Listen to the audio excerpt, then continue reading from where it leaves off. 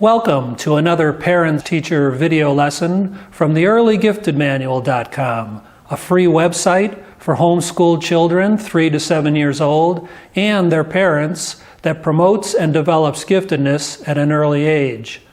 I am Gary Blank, the creator of that site, and your host and facilitator for this video and all of the videos in my educational program. As the video lessons are designed to work in conjunction with the program on my website, I ask you to, at some point, click on the URL link in the description box below, and this action will take you to the earlygiftedmanual.com. By doing that, you will be able to put this lesson and all of the video lessons here on my channel in the proper context of the total program that I am presenting to you and your child. Welcome everyone to Lesson 6. This lesson is called Journaling, and this is part 1 of a 2-part lesson in journaling. The materials that you will need for this lesson, first of all, let me say that you can find links to all these materials, and they're listed if you go to the Early Gifted Manual and then go to the Literacy Unit, then to the Creative Writing section, and finally they will all be listed under Required Materials at the beginning of that section.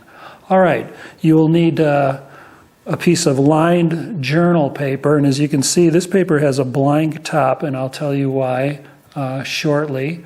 And you will also need regular handwriting paper that we've already used, so you know what that's all about. And that's as if your child is writing so much that they run out of space on this one and need another sheet of paper. And of course, that's what you'd love to see. So I'm going to put that off to the side here. And let's see, what else? You will need a pencil, of course. And you will need colored pencils. And you can, of course, get information about where to get those. I just gave you that information. So colored pencils, a 3-ring view binder. It looks like this. You can hardly fit it in the camera there. This one's blue. Your child could choose any color they want.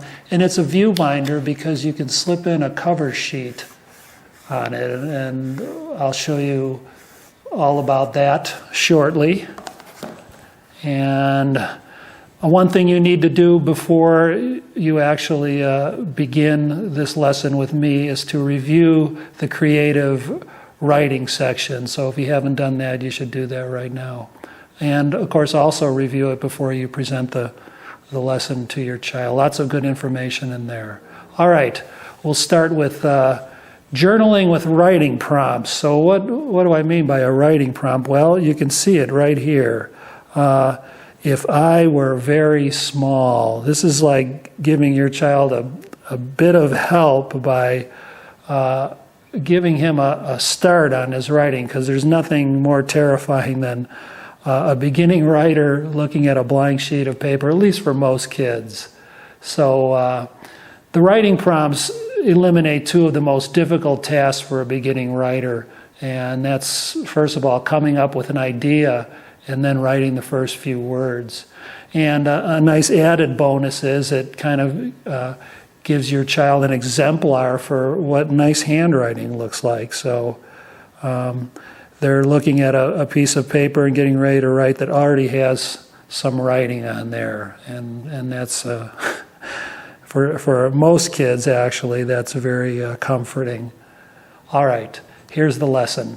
The first thing you want to do is enter up in the right-hand corner, or excuse me, the first thing you want to do is have your child enter the date up in the right-hand corner. That's very important because, of course, her journal will be in chronological order. And you could just make up a little sheet of paper for her to copy these numbers. Let's say 9, 17, 13, and you could explain to him or her what that means. The 9th month, which is September, the 17th day, and the last 2 digits of 2013, and she will become more comfortable with that after a while and be able to do it on her own. But in the beginning, you can have him or her copy that. I've already told you what a prompt is, and we have one here. If I were very small, there's a lot of other ones you can start with, and if you go into the Early Gifted Manual in the creative writing section, I have a list of them there that you can use. So you have a few possibilities. First thing you want to do is have your child read aloud the prompt. And of course, hopefully she'll be running her finger below the print. And of course, you may have to help her with some of these words. Some of these might be words that she doesn't know yet. If I were very small, now you tell him or her that it's up to them to complete that sentence and think about maybe what else he would like to write besides that. At this point, you definitely want him to at least complete one sentence. So that's job one here, to finish this sentence. If I were very small. After that, he may want to draw a picture describing what he's going to write, or he may want to hold off on that and write first and then do the picture, draw a picture. Or some kids, sometimes, especially after they've written a while, don't want to draw a picture at all. They just want to write. So those are all the possibilities. But the first thing your child must do is complete this sentence before there's any drawing takes place. And of course, like I said, this is where the colored pencils come in when he or she gets around to the drawing aspect of it. All right. The first thing you want to do is check your child for the proper handwriting mechanics. And of course, this is ongoing, but you can make a quick check before she starts.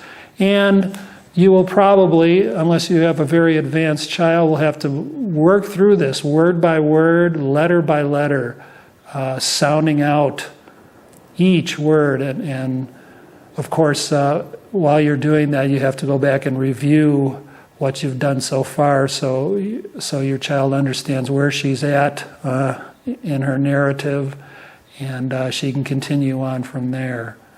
All right. You will be handling the eraser, unless your child has really accomplished now at writing letters, and the handwriting is good, and all the other aspects of the handwriting.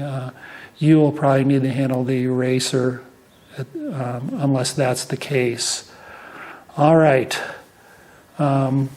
Here's what a sentence might look like. Here's what a child might actually write. If I were very small, and look, I'm going to put the pencil in my right hand, since that's my weak hand, and it might kind of look like how a child would write it. So let me show you an example of what you might see. If I were very small, I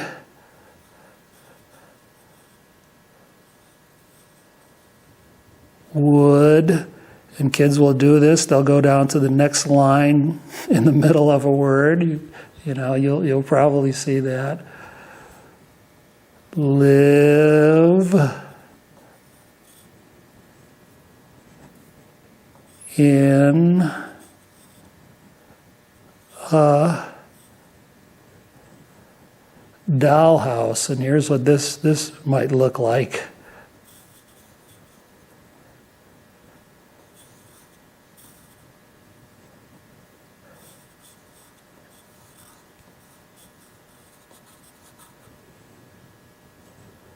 And then he or she might want to say, I would hide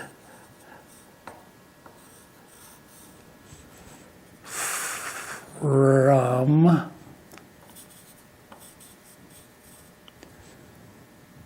my cat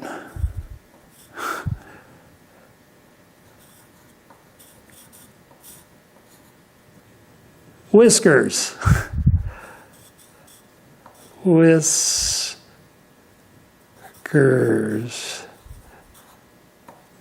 So you might get something that looks like that. I mean, the possibilities are endless.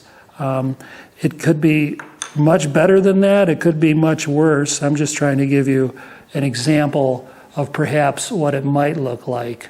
What you'd want to do is you may have to, it may be a long process to get that, or your child might do it on her own. We just discussed that. But you do need to go back and review what she's written with her, what she's written so far. And of course, there's all kinds of little mistakes in here that need to be corrected. And of course, you need to do that very, very gently.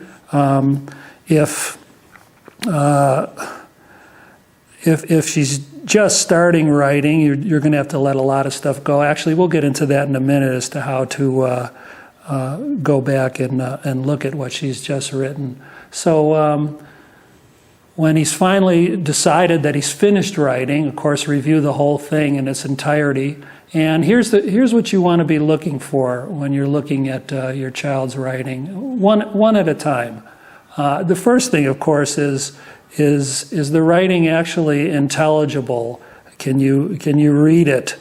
Do you understand what it says? Is it scribble? Is it beautifully done, or is it somewhere in between? That's, of course, is the most important thing. Is it progressing from left to right? Is the spacing proper? Is he or she dividing words at the end of the line like would? And of course, or misspelling words. Are words spelled correctly, or at least are they spelled phonetically? So in other words, you certainly don't want to see any invented spelling. You want to discourage that, and I talk about that in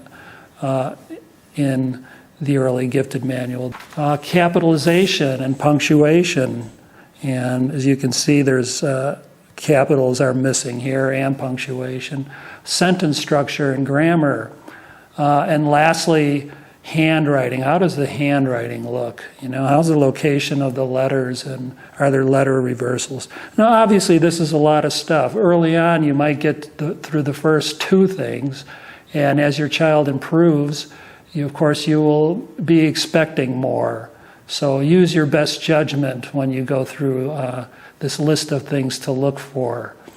And once he's finished, of course, he may not have done the drawing yet. You could have him do a drawing if he prefers to do that. And of course, when he is finished, you can congratulate him, because it is a great accomplishment for a child, especially when they're starting to do this kind of writing.